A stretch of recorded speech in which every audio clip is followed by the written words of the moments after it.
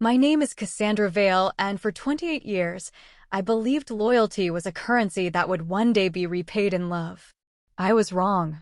This is the story of how my family's quiet betrayal taught me that sometimes the most profound justice isn't served on a platter of rage, but on a platter of cold, deliberate clarity. Before I begin, I want to ask, where are you listening from? Tell me in the comments. What time is it in your country right now? Don't forget to subscribe to this channel. My story is long, and it's one I've needed to tell for a lifetime. The moment I understood my precise, quantified value in the Ellis family ecosystem wasn't a slow dawning. It was a light switch flicked in a dark room, revealing a landscape I'd been stumbling through for years, believing it to be something else entirely. It happened on a Tuesday of all the unremarkable days. My younger sister, Celeste, had just landed her first major gallery exhibition. The air in our parents' house in the Berkeley Hills was thick with the scent of expensive wine and self-congratulation. I'd spent the day arranging canapes, directing the hired staff, and calming Celeste's predictable pre-show jitters, all while finishing a grant report for my job at the women's shelter. My role was so ingrained it felt autonomic. Dad, Alistair Ellis, with his silver-templed gravitas, called for silence. He raised a glass of single malt, his eyes shining with a pride I'd never seen directed at me. To our Celeste, he boomed, his voice filling the high-ceilinged living room. A true artist. A visionary. This is just the beginning. The crowd, a curated collection of my parents' influential friends and art world contacts, murmured appreciatively. Then, with a theatrical flourish, Dad produced a small velvet box. Not car keys, but something perhaps more devastating in our world of cultured appearances. A pair of sapphire and diamond earrings, heirlooms from my grandmother, ones I'd been told my entire life were for the daughter who carries the family's creative legacy forward.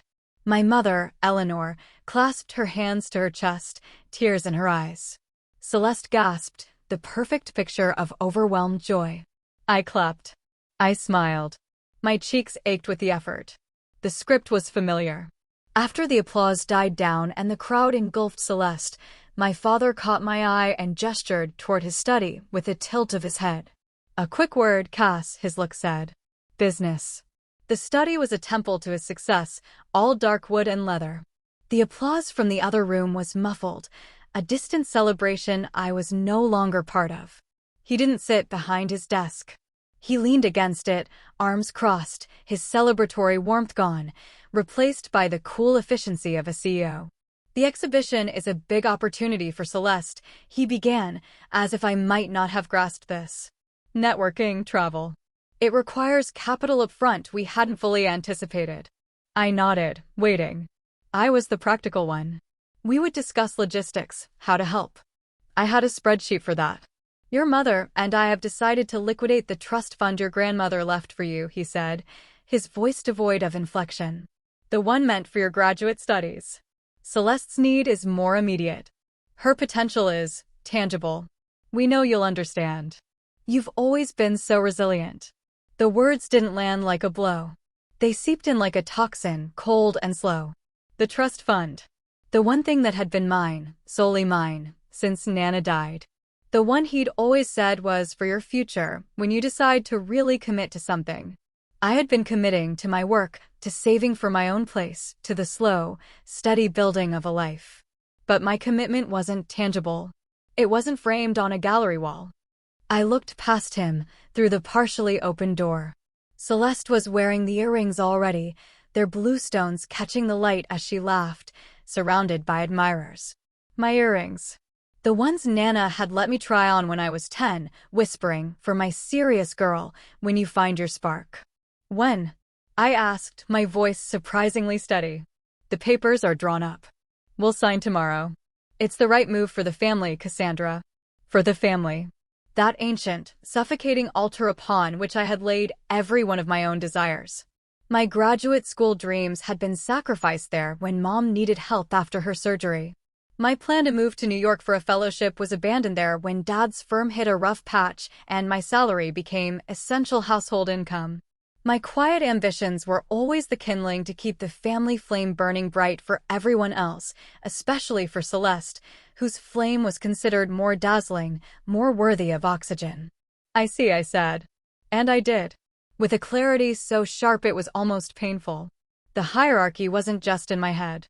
It was in legal documents, in gemstones, in the unblinking certainty of my father's gaze.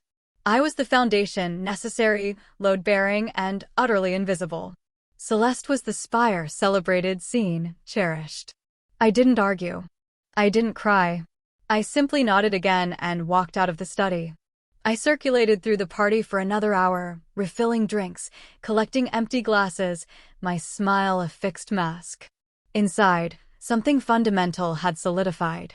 Not anger, not yet. It was a quiet, icy resolution. The kind that settles in your bones and changes your temperature forever. That night, in the room that had been mine since childhood but never truly felt like a sanctuary, I didn't sleep. I stared at the ceiling, listening to the leftover laughter echo in the halls. I thought of Nana, her gnarled hands holding mine. "You have a quiet strength, Cassie," she'd said. "Don't let them mistake it for consent." By 3 a.m., I was at my laptop, not weeping, but planning. My bank accounts, my savings from years of work where I was praised for my dedication, a cheaper alternative to a raise, my meticulous files. I had resources. Not Celeste-level resources, but enough. Enough to disappear. But disappearing wasn't the point. Disappearing would let them rewrite the narrative. Cassandra was always so emotional, so unstable. She couldn't handle Celeste's success. No, I wouldn't disappear. I would reposition. And I would make the cost of their valuation abundantly, irrevocably clear. The next morning, the house was hushed, the aftermath of glamour. Celeste was asleep, the earrings presumably on her nightstand. Mom was humming in the kitchen, arranging flowers from the party. Dad was behind his newspaper, the deed to my future likely already signed in his mind. "I've taken the day off," I announced, my voice calm. "I have some errands." Mom smiled absently. "Don't forget the dry cleaning needs picking up. Celeste's statement dress is there." "Of course," I said. My first stop was not the dry cleaner. It was the law office of Miriam Chin, a fierce family attorney Nana had recommended to me years ago, a secret I'd kept like a spare key. I laid out the facts, the trust fund, the coercion, the financial dependence they'd fostered, the documented history of my income supporting household expenses while Celeste's was treated as sacred artistic capital. Miriam listened, her eyes sharp. "It's not just about the trust," she said. "It's about undue influence and a pattern of financial exploitation. We can file an injunction to stop the liquidation. But, Cassandra, it will get ugly. Are you prepared for that?" I looked out her window at the city below, a city I'd loved from a distance. "I'm not prepared to be erased," I said. So yes, the injunction was served that afternoon. My father's call came as I was boxing up my books in my room. "What is this insanity?" he hissed, the phone vibrating with his rage. "You're suing us? Your own family?" "I'm preventing the theft of my property," I corrected, my tone mirroring his businesslike chill from the night before. "The trust is in my name. Nana's will is explicit. This will ruin Celeste's chance. Do you understand that? Your jealousy is going to destroy your sister's future." There it was. The ultimate sin, hindering Celeste. My pain was an abstraction. Hers was a crisis. "Her future isn't more valuable than mine," I said and hung up. The siege began. Mom, tearful at my door. "How can you do this? We're a family. We support each other. Can't you be happy for Celeste?" "I was happy for her," I said, not raising my voice. "I am not happy about being monetized to fund that happiness. They are not the same thing." Celeste cornered me in the kitchen 2 days later, her face pale, the sapphires winking cruelly at her ears. "They said you're taking the money." "My money? For some lawsuit?" "It was never your money, Celeste. It was mine. And it's not for a lawsuit. It's to stop them from taking what's mine to give to you."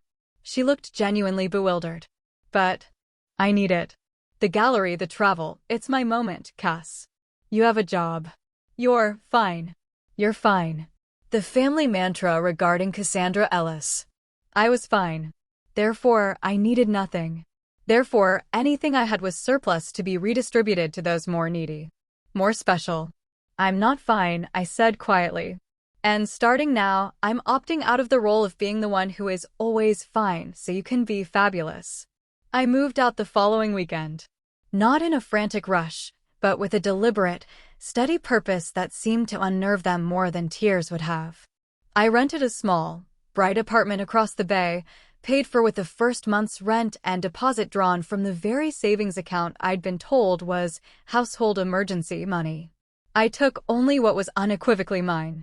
I left behind the family photos, the gifts that felt like obligations, the furniture they'd loaned me. The note I left on the granite kitchen island was simple. I have taken what is mine. I suggest you all learn to do the same. Do not contact me. My lawyer will be in touch. Cassandra. The silence that followed was not peaceful. It was a held breath. Then came the explosions. Panicked calls about bills they didn't know how to pay. Confused texts from Dad's assistant about passwords and accounts I'd always managed. Celeste, wailing about a shipping invoice for her artwork she couldn't decipher. I let my phone ring. I directed all emails from them to a folder labeled background noise. The legal process was my anchor. Miriam was a pit bull. The injunction held. The trust fund was frozen. My father, used to commanding outcomes, was suddenly powerless in a system that didn't respect his paternal authority, only contracts and precedent. He had to explain to his lawyers, and thus to himself, why he felt entitled to seize one daughter's inheritance for the benefit of the other. Hearing him struggle to articulate the "because she needs it more" argument in a legal deposition, reported back to me by Miriam, was a strange, hollow victory. But the true revenge was subtler. It was in the quiet collapse of their ecosystem. Celeste's exhibition happened, but it was shadowed by family scandal whispered about in those very art circles. The promised networking trips were scaled back without the trust fund capital. She had to learn, clumsily, about contracts and taxes. The golden child tarnished not by failure, but by the mundane burdens she'd never carried. She called me once, not to accuse, but to ask, in a small voice, how to calculate quarterly estimated taxes. Dad just grumbles about artists and money, and Mom has no idea, she confessed. I gave her the IRS website link and the name of an accountant. I did not offer to do it for her. My mother, the great smoothover, found her platitudes useless. She couldn't mediate between me and a legal document. She couldn't soothe my father's fury when his control slipped. The cracks she'd spent a lifetime papering over were now gaping chasms, and she was forced to look into them. She started seeing a therapist. She sent me a long, rambling email one night, not excusing, but finally seeing the pattern. I thought I was keeping the peace, she wrote. I see now I was feeding a monster made of your silence. I didn't reply, but I read it 3 times. My father was the hardest nut. He tried bluster. He tried guilt.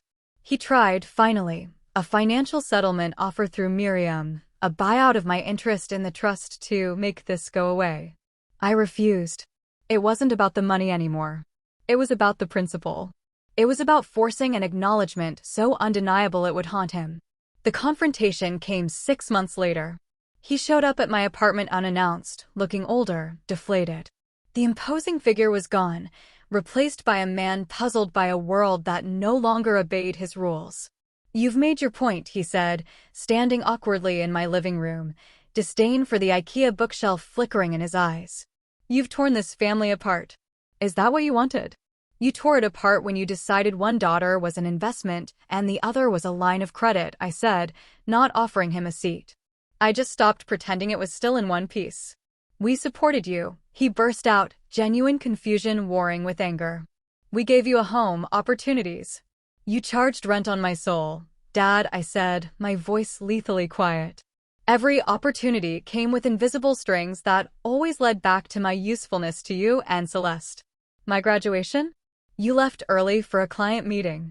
Celeste's high school ballet recital? You rented a limo. My promotion at the shelter? You asked if the raise meant I could contribute more to the mortgage. Celeste's first sold painting? You bought her a car. Support isn't conditional. Love isn't a transaction with better terms for the favored party. He was silent for a long time. "So what now?" he finally asked, the fight gone. "A lifetime of estrangement? You win, we lose? Is that justice?" "Justice," I said, "would be looking at me, just once, and seeing a person whose dreams matter as much as Celeste's, not because they're more spectacular, but because they're mine." Justice would be an apology that doesn't include the word, but I don't know if you're capable of that. So now is me living my life. You figure out yours. I didn't slam the door as he left. I closed it softly, turned the lock, and leaned against it. The expected wave of grief didn't come. Instead, there was a profound, echoing stillness. The battlefield was empty. I had not destroyed him. I had simply withdrawn from the war, and in doing so, revealed that he had been fighting a phantom of his own creation, the phantom of my endless compliance. The fallout continued, but from a distance I controlled. With Miriam's relentless help, we reached a settlement. I received the full value of my trust fund, plus a significant additional sum Miriam argued was owed for years of undercompensated domestic and financial management for the family. It was a staggering amount. It was silence, quantified. I didn't buy a sports car or a penthouse. I paid off my debts. I funded the graduate degree in social work I'd always wanted, specializing in economic empowerment for women. I bought a modest, beautiful condo with a view of the water. I built a life where my worth was not negotiated daily in the petty currency of familial favor. Celeste and I have a cautious, new relationship. She's less of a sparkling idea and more of a real person now, one who forgets to pay her electricity bill and calls me to vent about difficult clients. There's a grudging respect where there was once just taking. My mother visits occasionally. Our conversations are careful, often about books or gardening, but they're honest. She doesn't pretend anymore. My father and I do not speak.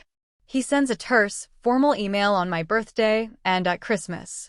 I reply with a similarly formal thank you. It is not forgiveness. It is a ceasefire observed across a wide, demilitarized zone. The revenge was not dramatic. There was no screaming match at a holiday dinner, no leaked scandal to ruin his business. The revenge was this, my unwavering, peaceful, prosperous absence. The revenge was their forced adaptation to a world where Cassandra was no longer a utility, but a separate, sovereign state. The revenge was my own happiness, built without a single brick of their approval. I look at my life now, the career I've built, the peace in my home, the friends who love me for my steadiness, not exploit it, and I feel a calm triumph. They taught me my value was transactional, minimal, dependent on my service. So I took myself off the market. I became priceless. And that, in the end, was the only justice that mattered. Not making them pay, but making myself free. If you've ever been the reliable one, the quiet one, the one expected to shrink, know this. Your walkaway power is the most potent force you possess. Use it. Build your own table. And let the old one, with its uneven legs and favored seats, gather dust until it collapses under the weight of its own imbalance. If this story resonated with you, tell me where you're watching from in the comments. Let me know what time it is for you right now. And if you want more truths spoken into the silence, subscribe. This channel is for those who are done shrinking.